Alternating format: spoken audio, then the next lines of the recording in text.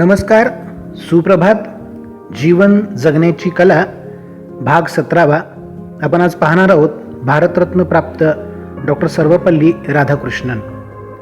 राधाकृष्णन यांचा जन्म 5 सप्टेंबर 1888 रोजी तिरुत्तनी नावाच्या गावात एका सामान्य ब्राह्मण कुटुंबात झाला.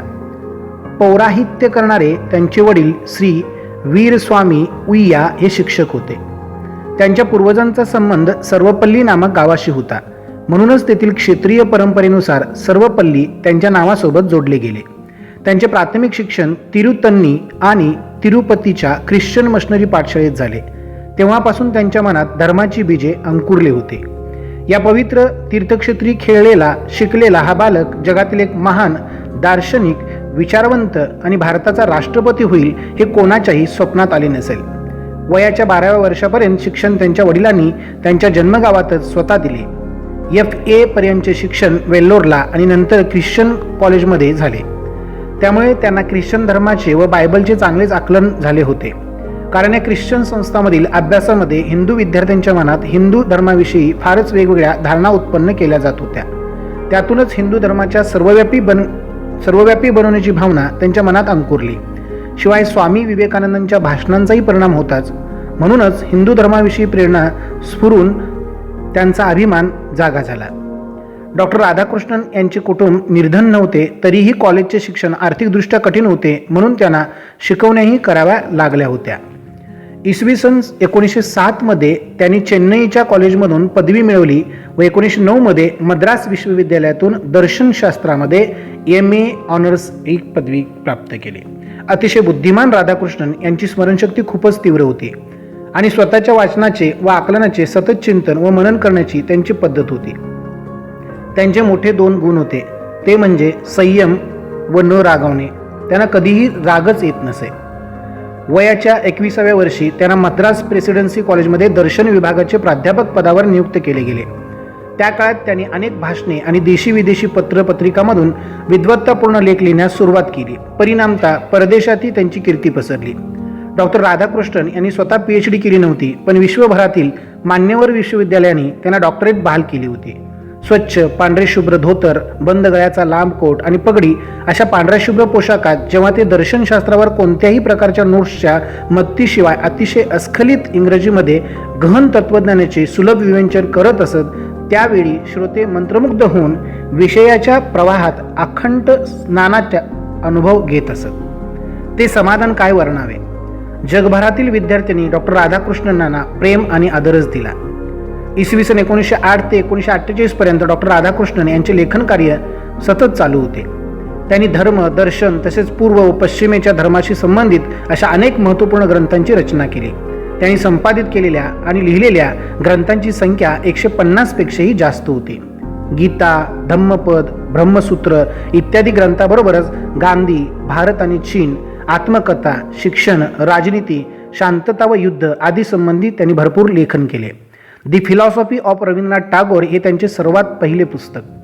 विश्वकवी रवींद्रनाथ टागोर यांनी डॉक्टर राधाकृष्णन यांच्या लेखन कार्याबद्दल मुक्तकंठाने प्रशंसा करताना म्हटले होते की असं दिसतंय की माझे तत्वज्ञान माझ्यापेक्षा तुम्हाला जास्त चांगले उमगले आहे.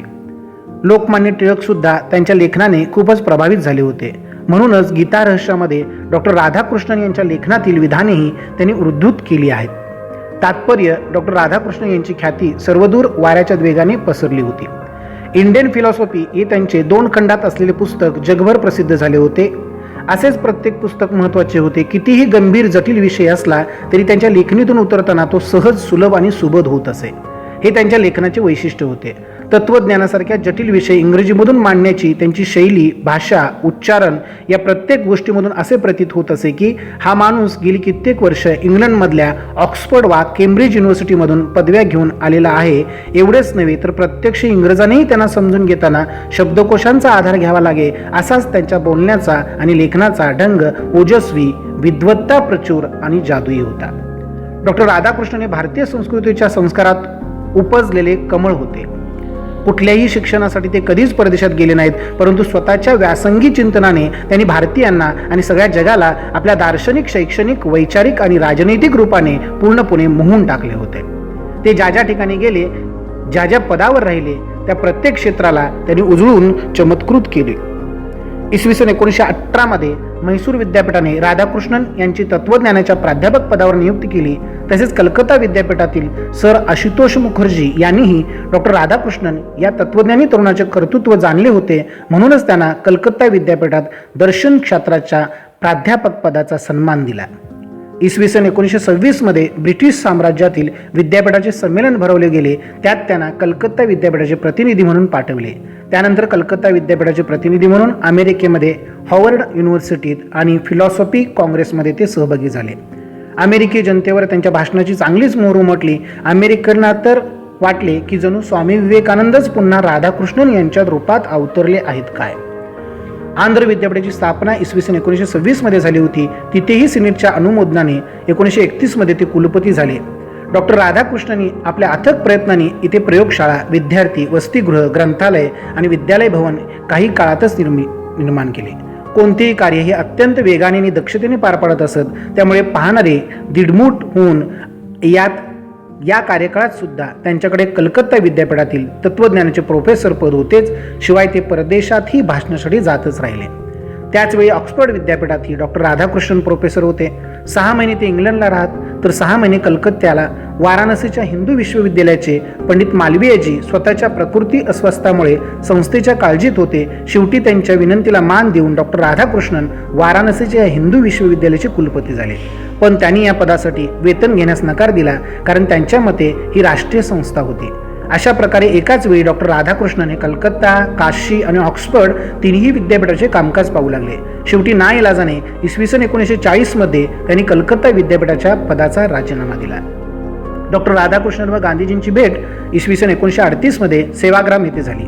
डॉक्टर राधाकृष्णन यांनी आपल्या आयुष्याची 40 वर्ष शिक्षण क्षेत्रात घालवली, म्हणूनच त्यांना सर्वच जण शिक्षक म्हणतात. तरीही शिक्षण, लेखन, व्यवस्थापन, राजनीती, शासन या सर्वच क्षेत्रात आपल्या प्रतिभेची उत्तुंग भरारी त्यांनी दाखवली होती. तत्वज्ञान क्षेत्राच्या व्याख्याताला शिक्षकापासून वेगळे केले जाऊ शकत नाही. आपला विषय प्रभावशाली भाषेत मांडण्याची त्यांच्यात अभूतपूर्व क्षमता होती. त्यासाठी त्यांनी सलग 12 ते 18 तास अशा पद्धतीने अध्ययन केले होते.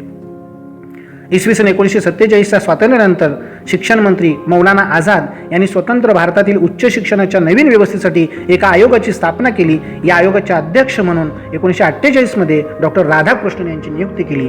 अनुदान आयोगाची स्थापना याच आयोगाच्या शिफारशीवर झाली आहे. शिक्षण महर्षीच्या रूपात डॉक्टर राधाकृष्णन यांनी कित्येक राष्ट्रीय, आशियाई तथा आंतरराष्ट्रीय संमेलनाचे अध्यक्षपद भूषवले. काशीमध्ये भरलेले पहिले आशियाई शिक्षण संमेलन, लखनौमध्ये संपन्न झालेले अधिवेशन, दोन्ही ठिकाणी तेच अध्यक्ष होते. त्याच प्रकारे आधीचा राष्ट्रीय संघ आणि आत्ताच्या संयुक्त राष्ट्रसंघाच्या युनेस्कोसारख्या कित्येक समित्यांच्या द्वारे डॉक्टर राधाकृष्णन यांनी आंतरराष्ट्रीय बौद्धिक सहयोग, विश्वशांती आणि विश्व बंधुत्वासाठी खूपच कार्य केले. युनेस्कोचे अधिवेशन त्यांच्याच प्रयत्नांनी नवी दिल्ली येथे झाले होते. त्यामुळेच विज्ञान भवनाला आजचे स्वरूप प्राप्त झाले आहे, जिथे आज अधिकतर आंतरराष्ट्रीय संमेलने होत असतात. भारताचे संविधान तयार झाल्यावर 1952 मध्ये जेव्हा पहिल्या निवडणुका झाल्या, तेव्हा डॉक्टर राधाकृष्णन हे बिनविरोध पहिले उपराष्ट्रपती म्हणून निवडले गेले. उपराष्ट्रपतीची राज्यसभेचा अध्यक्ष असतो. उपराष्ट्रपती पदाबरोबरच ते दिल्ली विद्यापीठाचे कुलपती आणि साहित्य अकादमीचे उपाध्यक्षही झाले. सुरुवातीला राज्यसभा अनावश्यक ठरवली गेली होती, पण राज्यसभेचे प्रथम अध्यक्ष या नात्याने पहिल्या 10 वर्षातच त्यांनी तिची उपयोगिता सिद्ध करून दाखवली होती. राज्यसभेच्या अध्यक्ष या नात्याने त्यांचा राजनीतीशी सरळ संबंध होता. त्यावरही त्यांनी दार्शनिक म्हणून नवीन मुलामा चढवला आणि राजनैतिक समस्येवर जे मत व्यक्त केले व ज्या व्याख्या दिल्या त्याही त्यांच्या व्यासंगानुरूप नाविन्याने भारलेल्या होत्या. या काळात त्यांनी परदेशी वाऱ्याही केल्या. या आधीही ते अनेक वेळा परदेशात गेले होते, पण आता ते एका दार्शनिक राजनीती तज्ज्ञाच्या रूपात विश्वबंधुत्व आणि भारताची तटस्थ नीती या विषयाच्या व्याख्यानासाठी जात असत. राजनीती तज्ज्ञ असूनही भारताच्या सांस्कृतिक दूताचे काम ते करत होते आणि विश्वातील त्रस्त मानवाला आश्वस्त करत होते. इसवी सन 1961 मध्ये डॉक्टर राजेंद्र प्रसाद यांच्या आजारपणात आणि त्यांच्या मॉस्को प्रवास काळात डॉक्टर राधाकृष्णन हे राष्ट्रपती पदावर होते. तरीही त्यांनी राष्ट्रपती पदाचे वेतन घेतले नाही की आपले निवासस्थान बदलले नाही. डॉक्टर राजेंद्र प्रसाद यांच्यानंतर इसवी सन 1962 मध्ये जेव्हा ते राष्ट्रपती झाले, तेव्हाही 10,000 मासिक वेतनाच्या जागी ₹2,500 घेण्यास त्यांनी पसंत केले. हा त्यांचा त्याग, ही त्यांची साधी राहणी आणि उच्च विचारसरणी भारतासाठी एक समर्पक उदाहरण घालून गेली. असे त्यांचे एक एक कार्य त्यांना भारतरत्न सिद्ध करत होते. त्यांच्या साऱ्या विश्वात आदर केला जात होता. अशा व्यक्तीचा भारताला अत्यंत अभिमान आहे. हे भारताचेच नाही तर साऱ्या विश्वाचे रत्न आहेत. महान दार्शनिक आणि संस्कृतीच्या व्याख्यात्याच्या रूपात राधाकृष्णन यांना सन्मानावर सन्मान मिळत गेले, तरीही त्यांची शांत प्रकृती आणि एकूणच व्यक्तिमत्वातील माधुर्य अमिट राहिले. सर्वांगीण व्यक्तित्वाचे धनी, परमसत्तेचे उपासक, भारतीय संस्कृतीचे व्याख्याता अशा विश्वाच्या या महान तत्ववेत्याला इसवी सन 1954 मध्ये भारत सरकारने भारतरत्न या सर्वोच्च उपाधीने विभूषित करून पदक प्रदान केले. जवळजवळ 1 वर्षाच्या प्रकृती अस्वास्थानंतर 17 एप्रिल 1975 रोजी रात्री 12:45 चेन्नईच्या एका नर्सिंग होममध्ये संपूर्ण विश्वात भारतीय तत्त्वज्ञानाची आभा पसरविणाऱ्या या सूर्याचा अस्त झाला. आयुष्याची 40 वर्ष शिक्षण क्षेत्रात व्यतीत केलेल्या शिक्षकाचा जन्मदिवस 5 सप्टेंबर हा आज संपूर्ण भारतात शिक्षक दिन म्हणून आदराने साजरा केला जातो. मित्रांनो, थोडं सदर लांबलं असेल, पण मला असं वाटतं सर्वपल्ली राधाकृष्णन हे प्रत्येक विद्यार्थ्याला, प्रत्येक पालकाला माहीत असणं अपेक्षित आहे. आपण 5 सप्टेंबर शिक्षक दिन का साजरा करतो याची माहिती तरी या व्याख्यानातून थोडीफार मिळाली तरी मला असं वाटतं की आजचं सदर उपयुक्त होईल. आजपासून करिअरच्या गप्पा व संधी हे सदर चालू झालेलं आहे. ज्यांना ज्यांना तिकडे जॉईन व्हायचं आहे ते होऊ शकतात. उद्या भेटू सकाळी पुन्हा. तोपर्यंत धन्यवाद.